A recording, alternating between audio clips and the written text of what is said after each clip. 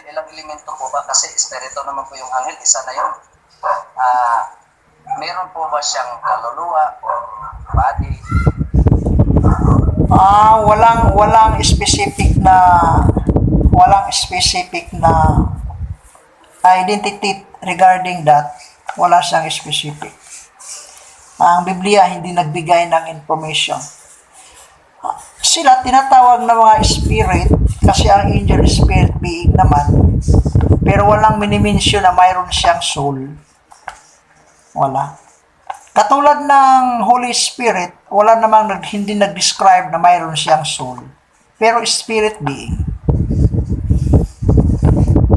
Hindi katulad sa tao na mayroon siyang panlabas, tinatawag na yung katawan natin, tabernacle, pero temporarily, tapos may spirit and soul sa loob ng ating body, magkakaiba. Pag namatay ang tao, physically, humihiwala yung soul and spirit from the body. Magkaiba sa... Kasi ang kalagayan sa angel, pag namatay sila spiritually, wala namang physical death sa kanila, automatic hiwalay sila sa Panginoon. Yan. Pero walang discussion, walang specific na explanation kung mayroon ba siyang soul. Mayroon pang tanong dyan? Salamat po. Pastor, mayroon pa. Ano yan? Di ba po kasi sa panos po pagdating po ng judgment, itatapon sa lake of fire. So kung babaguhin din po ba yung, bibigyan din po ba ng katawan na hindi nasusunog? Ganun na talaga ang kalagayan niya. Kasi mga spirit being na sila hindi na sila, walang resurrection sa kanila. Pati nga yung beast, basahin natin ha. Basahin natin. Chapter 19, verse 20 in the book of Revelation. Itatapon una yung false prophet, buhay, at saka yung beast. Hindi sila papatayin, buhay silang itatapon. Yan. Sila ang unang itatapon doon sa lake of fire. Chapter 19, verse 20. And the beast was taken, and with him the false prophet that wrought miracles before him, with which he deceived them that had received the mark of the beast, and them that worship his image. These both were cast alive into a lake of fire burning with brimstone. Pag hahari ni Kristo sa 1,000 years, and the last day, i-aris itong dalawa, yung false prophet at saka beast. Tapos, diretso na sila doon sa lake of fire. Buhay. Tapos, si Satanas, huhulihin naman, ang angels ang maghuli. Chapter 20, verse 1. And I saw an angels come down from heaven, having the key, the bottomless pit, and great chain in his hand. He laid hold on the dragon, that old serpent which is the devil and Satan, bound him 1,000 years. While Christ reigning on this earth 1,000 years, Satan will arise and then will cast into the bottomless pit. He arise by the angel. Whereas the false prophet and beast will cast both these two into the lake of fire. Sila ang mauna. After 1,000 years, mayroong judgment sa Great White Throne Judgment. Itatapon doon na ang last chance ni Satanas, ihahagis na doon sa lake of fire, tapos nandoon na yung dalawa. Chapter 20, verse 10. Revelation. And the devil that deceived them was cast into the lake of fire and brimstone where the beast and the false prophet are, and shall be torment day and night forever and ever. Tatlo na sila doon. Tapos, kasama na yung mga angels na kasali ni Satanas. Tapos, yung hindi nasulat doon sa Book of Life, ihahagis doon kasama nila. Yun ang last judgment. Matthew 25, verse 41. Then shall he say also unto them on the left hand, Depart from me, ye cursed, into everlasting fire, preferred for the devil and his angels. Yun nga, ako naniniwala na itong Matthew 25, 31 hanggang 46, hindi ito sa millennial judgment. Hindi. Kasi maraming mga teacher ngayon, mga theologians, ginagamit ang Matthew chapter 25, verse 31 to 46. Ito po'y ginagamit nila sa second coming of Christ. Hindi. Kasi si Satanas, pati yung false prophets, hindi pa sila mag-undergo sa judgment during last day, during entering into a millennial kingdom.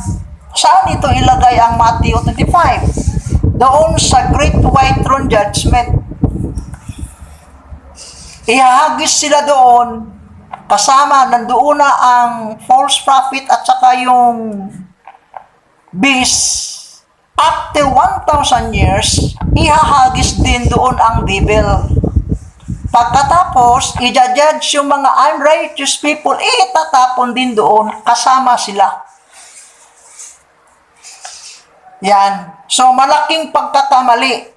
Kasi napakinggan ko yung mga teaching galing sa Amerika. Pati yung isang teacher, missionary galing sa Amerika, ito ang ginagamit niya sa second coming.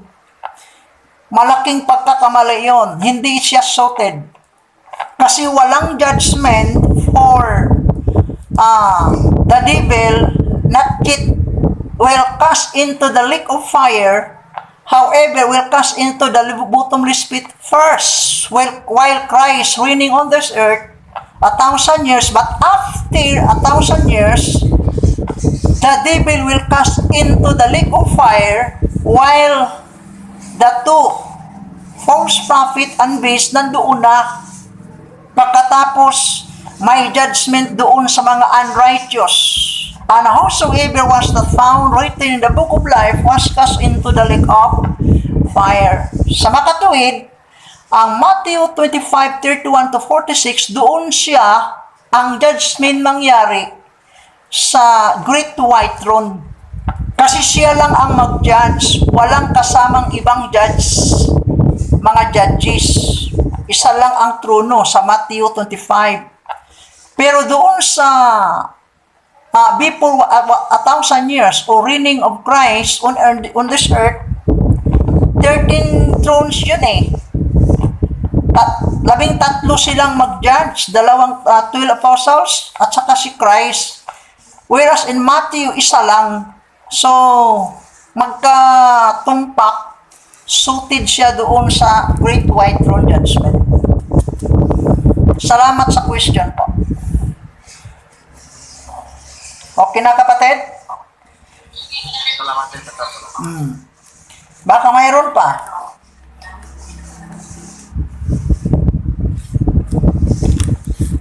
Meron pa po. Sige. So, si Satan nagkasama yung mga anghel, Brad Rod. Di yun magsasuffer kasi wala naman silang soul. Magsasuffer din. Kasi ang spirit nafe-feel ng suffering. Iba sa tao. Ang sa tao nag-iisip, ang spirit, ang nagsasuffer yung soul. Pero ang spirit nagsasuffer din. Yun. Yung sa kanilang kalagayan. Pati ang Holy Spirit, masasaktan nga. Babasahin ko ha. Ephesians chapter 4 verse 30. Ephesians chapter 4 verse 30. And grieve not the Holy Spirit of God, whereby ye are sealed into the day of redemption.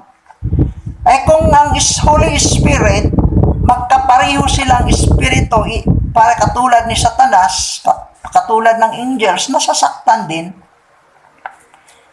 Nasasaktan sila. Pero magkakaiba lang sa tao, kasi ang tao tatlong elemento. May galing doon sa alikabok, may galing doon sa breath of God, Theopneustos, soul and spirit, tatlong elemento, nagkakaisa. Iba yung angels. Kasi ang angels, magkakaiba sa tao. Nasasaktan rin sila.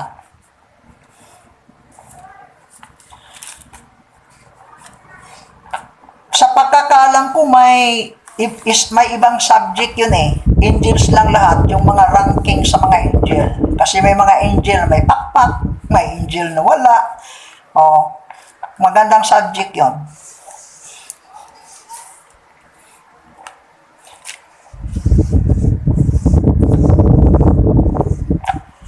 Wala na?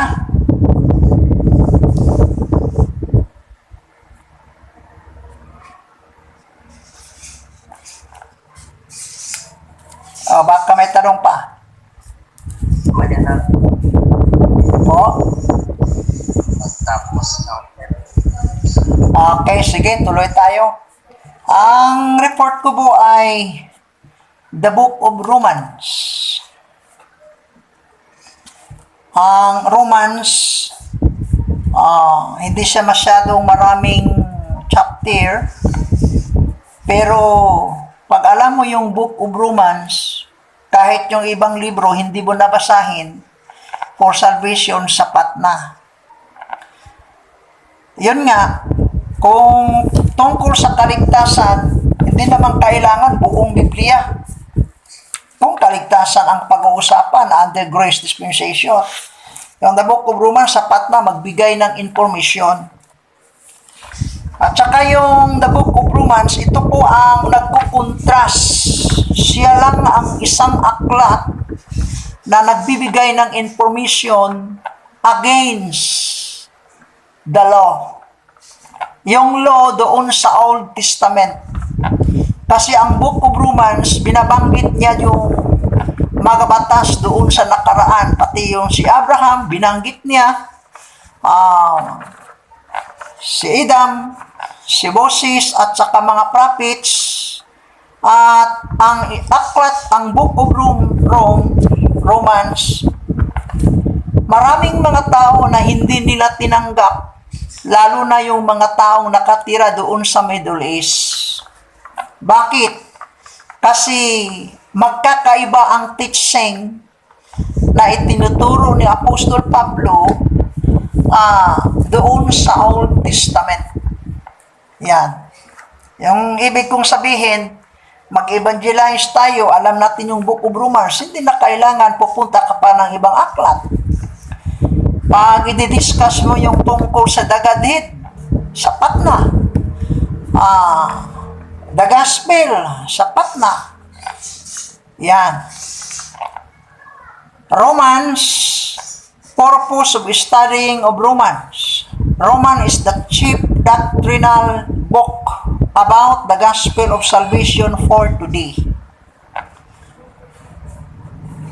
Siya ang doctrinal book na nagbibigay sa atin ng kaalaman tungkol sa gospel of salvation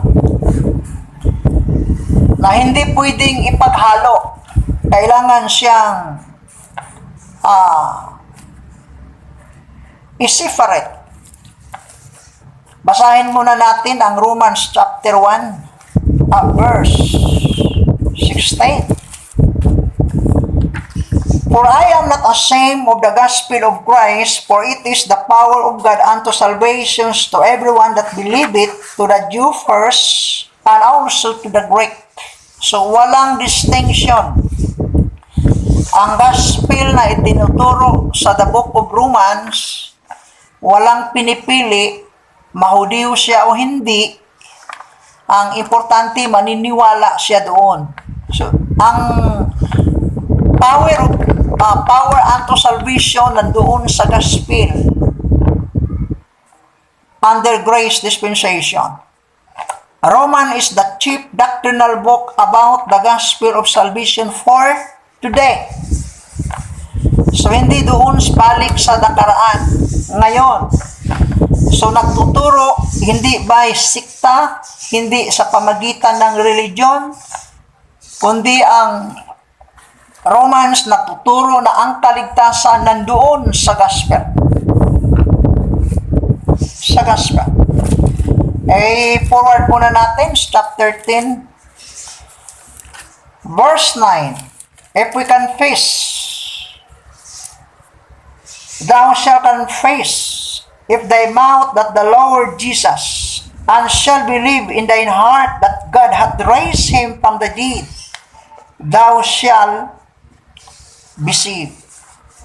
Sa makatuwid, ang gospel na itinuturo sa the book of Romans, ito ang gospel na para ngayon at ito ang i-judge, ang batayan sa judgment for salvation under of the grace dispensation. Chapter 2, verse 16. And the day when God shall judge the secrets of men by Jesus Christ according to my gospel. Apostle Paul, very strict. Napaka-stricto niya regarding sa gospel na i-judge sa mga tao for today.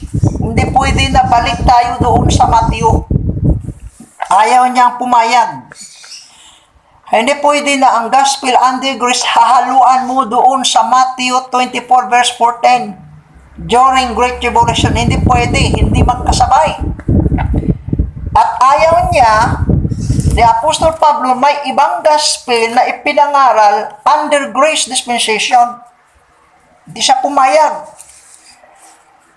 Galatians chapter 1 verse 8. But though we or an angel from heaven preach any other gospel unto you than that which we have preached unto you, let him be accursed. Pag mayroong ibang nangaral, ibang gospel na hindi itinuturo, ipinangaral ni Apostol Pablo, katulad yung itinuturo, ipinangaral niya doon sa mga Romans believers, kailangan siyang sumpain. Ito ang dapat tandaan sa mga preacher ngayon. Hindi basta lang nangaral tayo, okay na. Hindi pwede. Kailangan mangaral tayo, kailangan certain natin ang gospel na dapat ipangaral at alam natin yung tama. Bakit? Kasi under grace dispensation, the father of the gospel, no other than Apostle Paul. Siya lang ang tinatawag na father of the gospel under grace dispensation. Hindi si Peter. Kasi kung si Peter at saka si Paul pareho pa, ang dapat tawagin si Peter, father of the gospel under of the grace dispensation. Pero sabi ni Apostol Pablo, hindi. Chapter 4 verse 15. 1 Corinthians, for though ye have 10,000 instructors in Christ, yet have ye not many fathers. For in Christ Jesus I have begotten you through the gospel. Siya ang tinatawag na father of the gospel. And therefore, napaka-stricto ni Pablo. At sana po, sa panahon natin ngayon, maging katulad tayo sa kanya. Stricto. Pagdating sa gospel, hindi pwede mixture. Hindi pwedeng may kahalo. Hindi pwedeng mixture. Hahaluin. Chapter 4, 2 Corinthians verse 1. Therefore, seeing we have this ministry, as we have received mercy, we faint not, but have renounced the hidden things of dishonesty, not walking in craftiness, nor handling the word of God deceitfully, but by manifestation of the truth, commending ourselves to every man's conscience in the sight of God. But have renounced the hidden things of dishonesty. Tandaan natin yan. Ang isang mangangaral, kailangan iwasan nating maging dishonesty. Not walking craftiness nor handling the word of deceitfully. Yun bang dahil sa pangarap ng tao, takipan niya ang tama kasi gusto niyang matupad, makamit na yung pangarap sa buhay.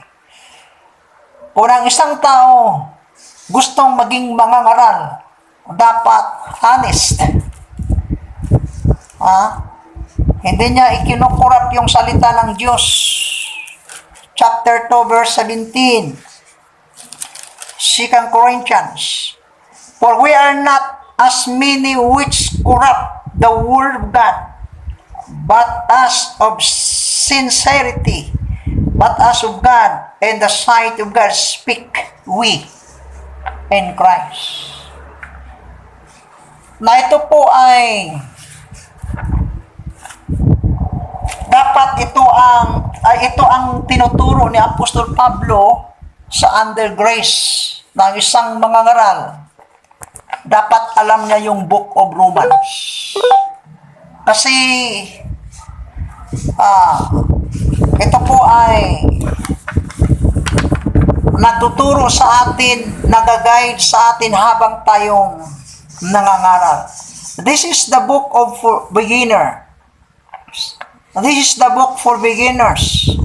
Unmatured. It is a simple yet pronounced.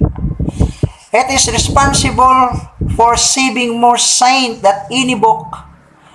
Luthers, Wesley, and you to understand the revelation of the mystery of Christ to Paul, Romans 16:11.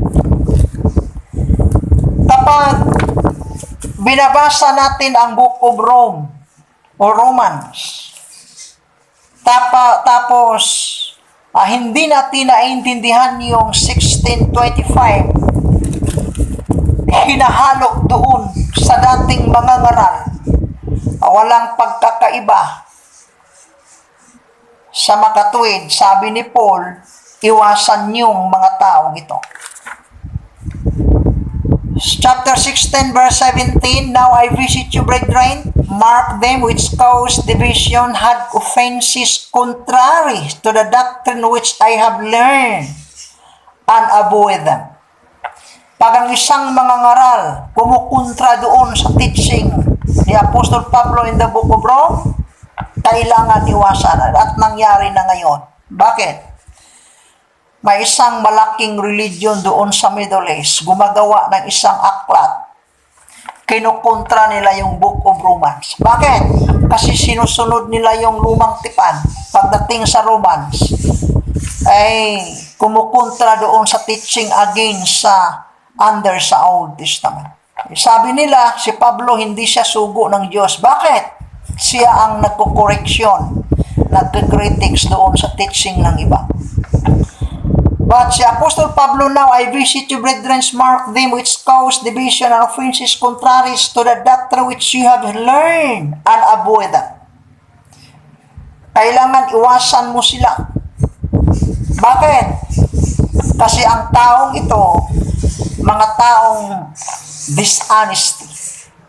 For they that are such serve not our Lord Jesus Christ. Hindi sila nagsiserve sa Panginoon, ang Kristo, but their own belly, kundi sa kanilang tiyan, sariling hangarin, and by good words and fair speechless deceive the heart of the simple. Yun ang nangyari. Understanding the revelation of the mystery of Christ, Romans 16:11. Now to him that is of powers to establish you according to my gospel and the preaching of Jesus Christ according to the revelation of the mystery was kept secret since the world began. So ang isang mananampalataya, ang isang believer under the grace dispensation or teachers or student, maging established tayo kapag alam natin ito. Ano yun? Now to him that is of powers to establish you according to my gospel. 1. And the preaching of Jesus Christ according to the revelation of the mystery. 2. Which was kept secret since the world began, but now is made manifest to the scriptures of the prophet. 3. According to commandment and everlasting gods. Kailangan ng isang teacher, alam mo yung the gospel and the grace dispensation. Alam natin yung the mystery which was kept secret since the world began. At alam natin yung scripture na isinusulat sa mga prophets. Kasi kung master natin, yun lang mga teaching under grace, tapos hindi natin alam yung sinulat sa mga prophets and the Old Testament, paano natin i-introduce, i-explain yung teaching nila? Pero kung alam natin yung teaching sa Old Testament, yung sinulat sa mga prophets, alam natin yung gospel para ngayon, alam natin yung teacher under mystery, maging established tayo. Now, dispensational context. Better than date is the placement in Acts chapter 19, 21, 20 verse 3, Romans 15:19. The foundation of the body of Christ still being veiled, but after the Acts 15, the council. Sige po. Pero balik tayo sa topic ha, pero okay ra. Sige. Kasi, di ba, brother, hindi naman sa ibang mga sikta, di ba yung iba naniniwala na there is only one God. At iba naman, naniniwala dalawang Diyos. Ang iba naman, tatlo ang Diyos. May mababasa pa sa Biblia na yung Espiritu ng Diyos tinatawag nila na Diyos, matatawag din na Diyos. Hindi. Acts tayo. Acts chapter 5. Maganda yung topic mo, kapatid pero medyo out na tayo, pero bigyan kita ng answer ha. Wag lang yung pahabaan kasi lumayo tayo. Okay, dito tayo sa Acts chapter 5. Start tayo sa verse 1. But a certain man named Ananias, with Sapphira his wife, sold a position and kicked back part of the price, his wife also being privy to it, and brought a certain part, laid it at the apostles' feet. But Peter said, Ananias, why had Satan filled their hearts to lie to the Holy Ghost? You say, and to kick back part of the price of the land, while its remain was it, not thine own, and after it was sold, was not in thine own power. Why hast thou conceived this thing in thy heart? Thou hast not lie unto men, but unto God. So, ang conclusion sa iba, na itong spirit, yun ang God. Tuloy natin. And Ananias, hearing this word, fell down and gave up the Holy Ghost. And great fear came on all them that heard this thing. Okay, diretso tayo sa verse 5. Verse 6, and the young men arose, wound him up, and carried him out, or buried him. And it was about the space of 3 hours after when his wife, not knowing that was done, came in. And Peter answered unto her, Tell me whether ye sold the land for so much. And she said, Ye, for so much. Ay nang magsinungaling na yung asawa niya. Then Peter said unto her, How it is that ye have agreed together to tame the Spirit of the Lord. Sino ba yung tinukso ng mag-asawa? Yung Spirit. Pagdating sa verse 4, Why you lie unto, thou hast not lie unto men, but unto God. Pagdating sa verse 9, clear na. Then Peter said unto her, How it is that you have agreed together to tame the Spirit of the Lord. Iba yung Lord, iba yung Spirit. Iba yung God na mayroong Spirit. Hindi yung Spirit, tinawag na God.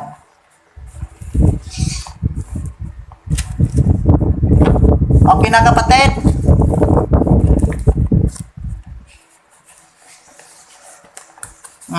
Okay lang po.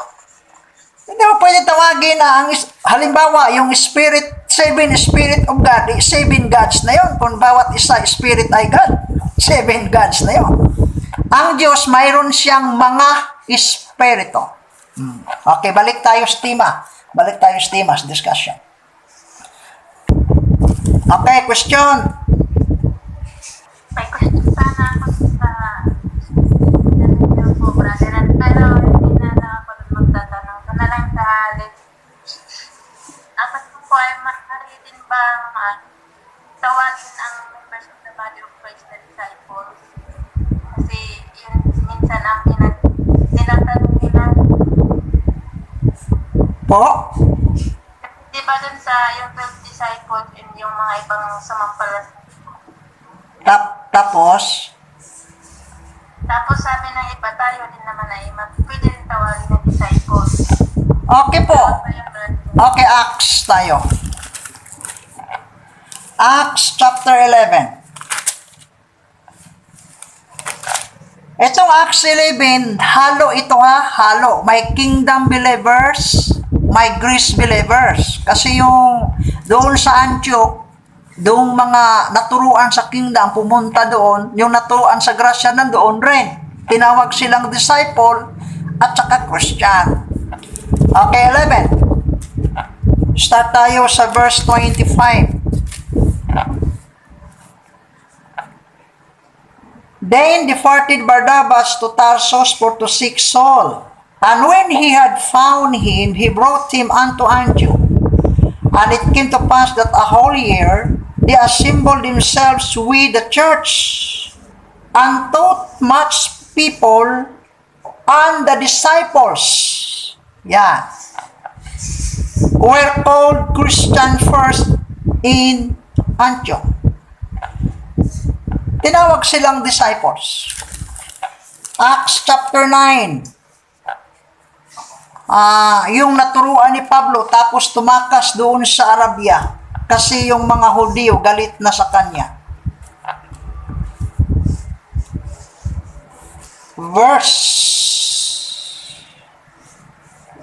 Start tayo sa verse 22.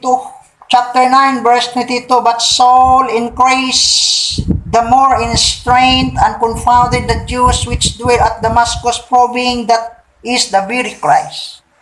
And after that many days were fulfilled, the Jews took counsels to kill him. But their laying await was known of Saul, and they watched the gates day and night to kill him. Binantayan na yung mga pinto, yung mga daanan. Lumabas si Pablo kasi patayin nila.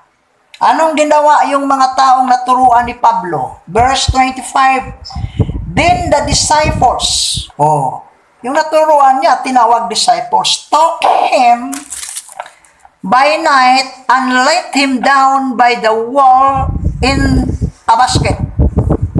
Doon siya inalabas, doon sa wall. Ay nilagay sa basket yung mga disciples na turuan niya, yun, ang gumagawa. Tapos pumunta na, tumakas si Pablo galing sa Damascus, punta na siya sa Arabia. And when Saul was come to Jerusalem, he assigned to join himself to the disciples, that they were all afraid of him, believed not that he was a disciple. At ito pong mga kingdom rin, doon sa Jerusalem, kingdom believers, Brother Ron, po, ano po ba yung sinulat ni Apostol Paul sa mga Jewish? nagsulat siya sa mga Jewish, yung sa Peter, sinabi ni Peter, po, Opo. sa Hebrews, Opo, yan po. Book of Hebrews. Kasi sabi nila, ang writer ko no sa Hebrews, anon. Kung anon, bakit sinali sa libro? Sinali sa Bible, anon pala. Huwag kayong maniwala dyan. Very inconsistent na reason yun, anon. Ang isang anon, hindi isali sa aklat yun. Pero paano natin mapatunayan na si Pablo ang writer? Yan, chapter 13. Tingnan mo yung similarity, Rome at saka Hebrew. Di ba? May similarity. Walang ibang nagtuturo ng batas. Against sa Old Covenant, si Paul lang. Sabi, bakit hindi isinulat yung pangalan niya? Sasagutin ko yan mamaya. Okay, 23, chapter 13, Hebrews. Know ye that our brother Timothy is at liberty? Sino bang mga apostol nagbanggit sa pangalang Timothy, brother? Si Pablo man lang. Know ye that our brother Timothy is at liberty, with whom he comes shortly. I will see you. Salute all them that have the roll over you, and all the saints, they of Italy salute you. Sabi na, bakit nasabi kong si Pablo ang writer? Bakit yung introduction, hindi na sinabi Paul, an apostle of Jesus Christ? Kasi, hindi naman apostoli si Pablo sa mga Jewish. Yung sumulat siya doon sa Hebrew, sa mga Jewish, hindi niya ilagay yung pangalan niya na Paul, an apostle of the Jewish. Hindi, kasi Gentile siya eh. Hindi niya ilagay sa introduction. Pero doon sa conclusion, yan. At saka paano ma-compare? Kasi yung teaching, similarity, law and grace, the same, mayroong pagkakapareho doon sa Book of Rome at saka Hebrews. At sabi ni Peter, okay, Peter tayo, 2 Peter, chapter 3, verse 15. Try 15, 2 Peter. And I count that the long suffering of our Lord is salvation, even our brother Paul also, according to the wisdom given unto him, hath written unto you. Hoy, mayroon palang aklat si Pablo ipinadala doon sa mga scattered 12 tribes. Sa mga Jewish na na-scattered. Kasi yung sinulatan ni Pedro, sinulatan din Pablo. Sabi ni Peter, Paul, according to the wisdom given unto him, hath written unto you. Ay saan yung aklat na nagre-representa na si Pablo, nagpapatunay, sumusulat doon sa mga Jewish scattered? Wala kang ibang maibigay. Yung aklat, the Book of Hebrew. Kasi yung Corinthians, Romans, Timothy, Ephesians, Philemon, si address doon sa mga Gentiles. Si Pablo sumulat pala doon sa mga Jewish. Saan yung aklat ni Pablo? Wala kang maibigay. The Book of Hebrew. Yan. Yung sabi nila na sumusulat si Barnabas. Sumusulat. Layo yon, very inconsistent. Bakit? Wala namang ibang aklat na record at saka huli na ang sinulat. Tingnan mo yung mga presentation sa iba, isinulat ay lagpas na doon sa 96 AD. Yan, sumulat daw si Barnabas, yung iba si Judas, yung iba, maraming mga iba-iba. Pero hindi mo mapapatunayan. nag-agree si Peter na si Pablo may aklat siyang isipinadala doon sa mga scattered kingdom believers, mga Jewish. Saan? Wala kang maibigay, Hebrew lang.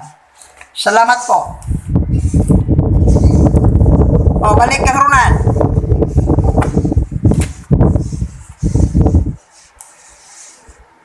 Nawala si Ronan. Ha?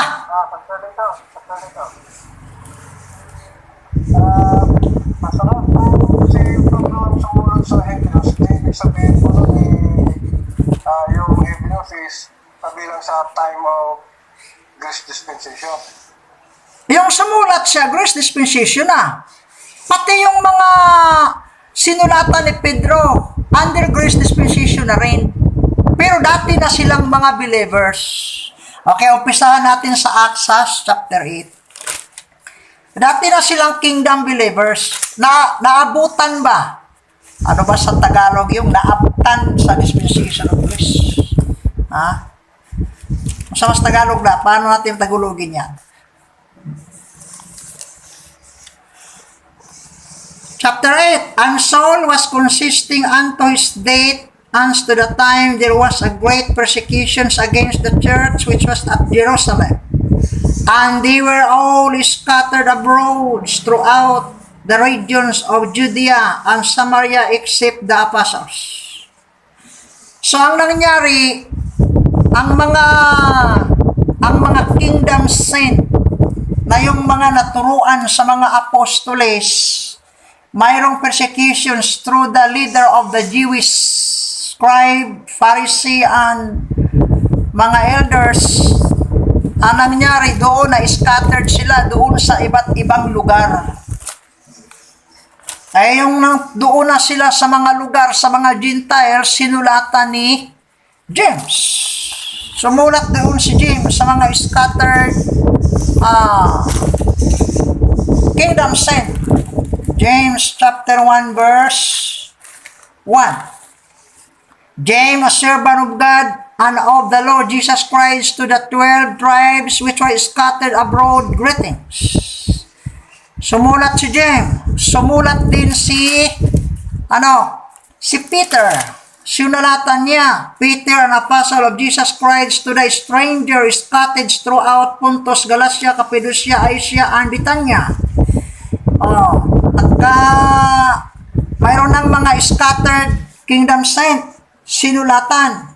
Tapos tinuruan ni Peter na dapat kayong mamuhay sa gitna ng mga Gentiles na maayos, maging example. Okay, ito, chapter 2, verse 11. I-start tayo sa verse 9. But ye are the chosen generation. Sino ba sila? Mga Jewish. A royal priesthood. Sino ba sila? Mga Jewish. A holy nation. Jewish. A peculiar people. That ye should show forth a praise of him who has called you out of darkness into his marvelous light, which in time past were not a people, but are now the people of God, which has not obtained mercy, but now have obtained mercy. Verily, beloved, I visit you as a stranger. Naging stranger na ang mga Jewish saan? Doon sa mga lugar, sa mga Gentiles. And pilgrims, abstain from fleshly lusts which war against the soul, having your conversation honest among the Gentiles. Nandoon na sila nanirahan sa lugar ng mga Gentiles, yung mga Jewish kingdom saint. Sinulatan ni James, sinulatan ni Peter, sinulatan ni Pablo. Yan. Pero under grace na yon, nakuha na sila na under grace na, pero dati na silang mga naturuan ni Peter. Ayan. Okay, baka may tanong pa. Good evening. Bayan na ako itatanong.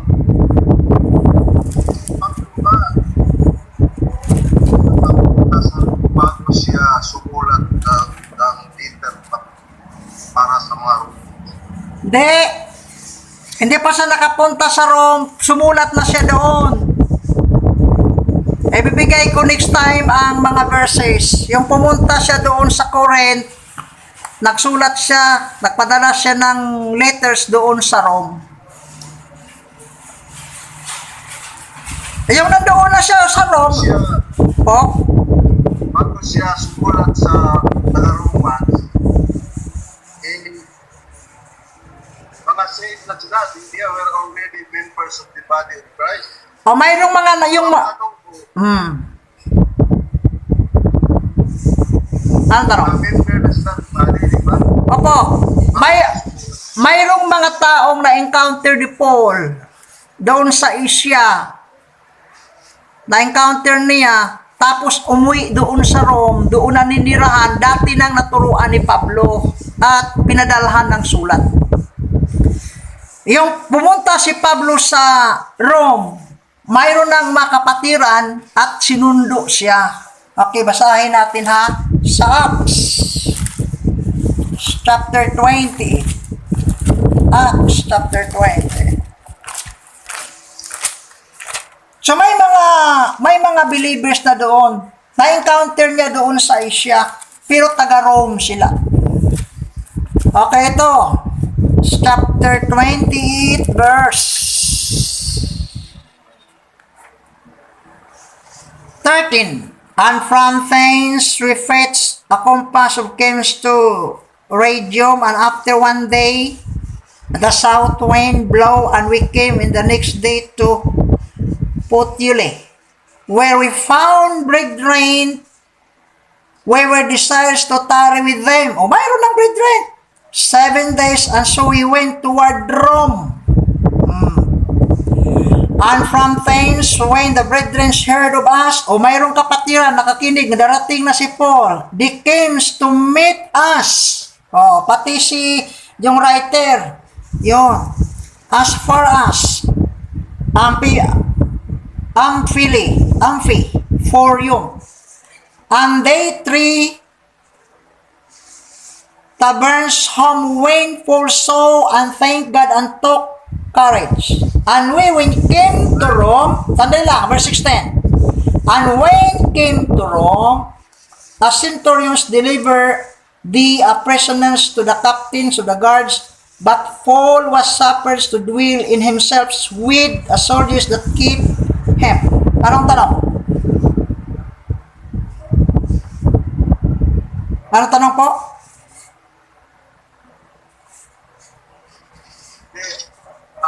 Sino nagturo sa kanila nung hindi pa man siya nakarating sa Rome? Doon nga sa Asia. Samantala, Doon sa Asia ba? Katulad ba nila ni doon sa yung sa chapter 18, yung kasama niyang manggagawa sa tolda, galing sa Roma yun eh. Mayroong mga naturuan doon sa Asia, yung nangaral siya, puntang Ephesians, puntang Thessalonians, puntang Corinthians, yun, taga-Roma yun. Pumunta doon sa Rome. Pinadalhan niya yung mga sulat. Yung dumating siya doon, yun ang nagsundo sa kanya. Mga believer yung naturuan nila.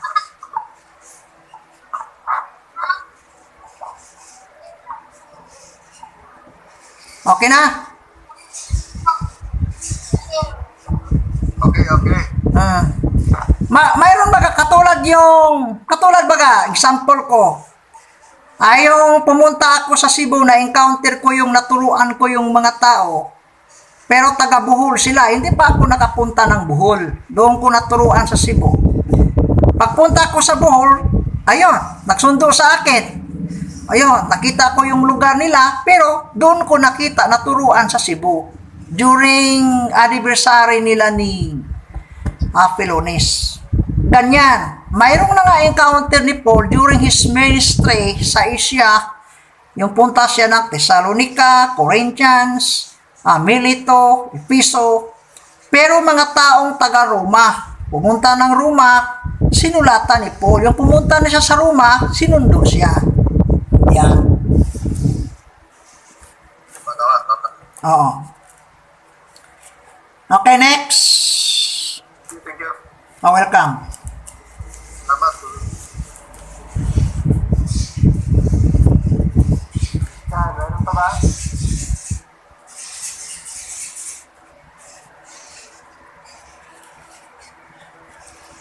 Bakit nawala si Ronan? Ha? Ayun ang signal siguro. Oh, hindi pa alam i-operate yung ano niya. Oh, yung katulad sa akin, oh, nahirapan ako sa kalisod. Oh.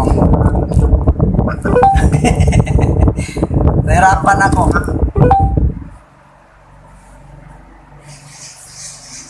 Sige pa, ang ating oras ay, ang laptop. Pero, sige, kung mayroon pang ano. Yung performance na next na yung ano, nasa kasmat na siya.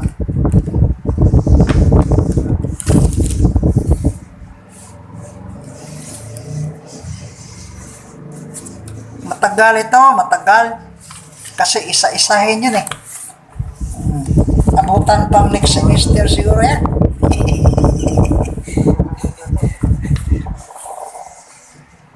Parang wala na ito, so Wala na, wala na. maraming salamat na sa natin sa prayer kung wala na.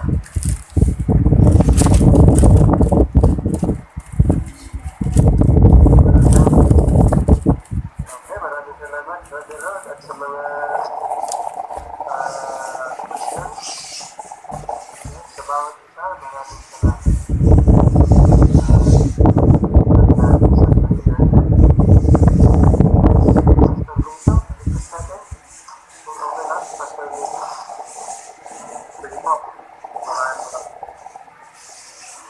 Panginoon, tayo pa nagpapasalamat ito sa natapos ko na pag-aaral sa namin.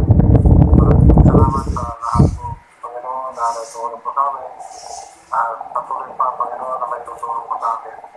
Panginoon, panalay po namin na patuloy nawa na sa pagkakas ng Panginoon at lalo na po sa ginagamit ng Panginoon na natutulong po sa amin, Panginoon. At ang madalagdagan family, kaya ang aming po mga kaalaman patungkol po sa iyo at sa mga kabuliwan po ninyo, namin pong dapat na malaman na ito at patungkol po dito sa aming buhay. Lord, maraming salamat at sa ibabang pagkita po ay taas. Ito po aming pong sabi sa langit sa pagkita ng pangalan ng aming Panginoon Jesus. Amen. Amen. Salamat po. Magandang gabi.